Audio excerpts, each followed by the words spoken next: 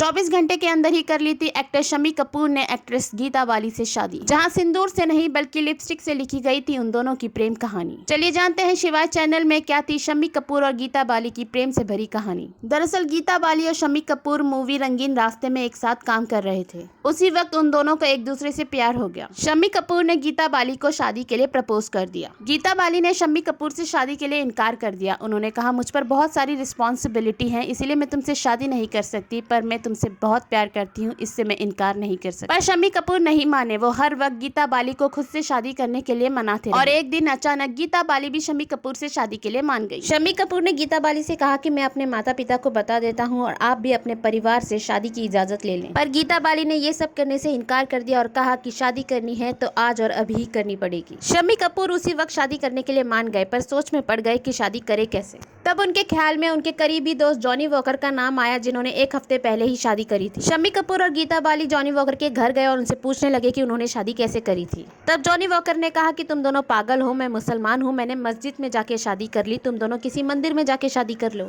तब शम्मी कपूर और गीता बाली मालाबार हिल के बाल गंगा मंदिर में गए। उस वक्त रात के 10:30 बज गए थे और बहुत बारिश हो रही थी। शम्मी कपूर ने मंदिर के पंडित को उठाया और कहा कि हमें शादी करनी है, पर पंडित ने कहा कि अब तो मंदिर बंद हो चुका है, सुबह के 4 बजे ये फिर से खुलेगा, तभी मैं आपकी शादी करा सकता। इसीलिए शम्मी कपूर और गीता बाली वहाँ से चले गए और सुबह के 4 बजने का इंतजार करने लगे। जैसे ही 4 बजे वो मंदिर में वापस चले आए और दोनों ने एक दूसरे से शादी कर ली। गीता बाली ने अपने बैग में से लिपस्टिक निकाली और शम्मी कपूर को कहा कि इससे उनकी मांग भर दे, और इसी तरह शम्मी कपूर ने लिपस्टिक से अपनी प्रेम कहानी लिखी। इसके बाद शम्मी कपूर और गीता बाली शम्मी कपूर के घर गए और शम्मी कपूर ने अपने सारे परिवार को सोते से जगाकर कहा कि लीजिए मैं आपकी बहू ले आया हूँ। शम्मी कपूर का पूरा परिवार हैरान रह गया। गीता बाली कपूर खानदान की वो पहली बहू बनी जो शादी के बाद भी पिक्चरों में काम कर रही है। शम्मी कपूर ने गीता बाली के साथ शादी के 10 साल बेहद खुशी से गुजारे। पर एक दिन जब गीता बाली मूवी की शूटिंग कर रही थी तब वो बहुत बीमार पड़ गई थी। उन्हें बार बार बुखार आ रहा था जो उतर ही नहीं रहा था। थोड़े दिनों बाद उन्हें स्मॉल पॉक्स हो गया, जिन्हें चीचक कहते हैं। गीता बाली जो बेहद खूबसूरत दिखती थी, उनका चेहरा पूरी तरह से खराब हो गया। एक दिन जब उन्होंने आईना मांगा अपना चेहरा देखने के लिए तो वो अपना चेहरा देखकर बहुत रोई। गीता बाली हमेशा कहा करती थी कि उनकी जिंदगी के सबसे बुरे दिन थे जब उनके पिता को भी स्मॉल पॉक्स हो गया, जिसके वजह से उनके पिता की आंखों की रोशनी चली गई और आज उन्हें भी वही सब कुछ झेलना पड़ रहा था जो उनके पिता ने कई साल पहले झेला था। गीता बाली जिनके चेहरे से किसी की नजर नहीं हटती थी, आज उनका चेहरा ऐसा हो गया था कि कोई उन्हें पहचान भी नहीं पा रहा था और जल्द ही उन्होंने अपना दम तोड़ दिया और इस दुनिया को छोड़कर चली गई। जो डॉक्टर गीता बाली को ऑपरेट कर रहे थे वो ऑपरेशन थिएटर से निकले और उन्होंने नर्स से कहा, ये जो डेड बॉडी है उनके फैमिली मेंबर से कह दो कि हम उन्हें बचा नहीं पाए। वहीं हॉस्पिटल की दीवार पे गीता बाली की फोटो लगी हुई थी। डॉक्टर ने नर्स से पूछा, ये खूबसूरत लड़की कौन? तब नर्स ने डॉक्टर को बताया, जिसे आप ऑपरेट कर रहे थे वो यही है। ये सुन के डॉक्टर के भी आंखों में से आंसू निकल आए। इतनी खूबसूरत लड़की के हाल इतने बुरे कैसे? शम्मी कपूर हमेशा गीता बाली के साथ गुजारे हुए अपने 10 साल को जिंदगी के सबसे बेहतरीन साल बताते हैं। ये थी शम्मी कपूर और गीता बाली की प्रेम से भरी कहानी। आज के लिए इतना ही, फिर मिलते हैं शिवाय चैनल के दूसरे वीडियो में। वीडियो पसंद आए तो इसे लाइक, सब्सक्राइब और कमेंट करना मत भूलिएगा।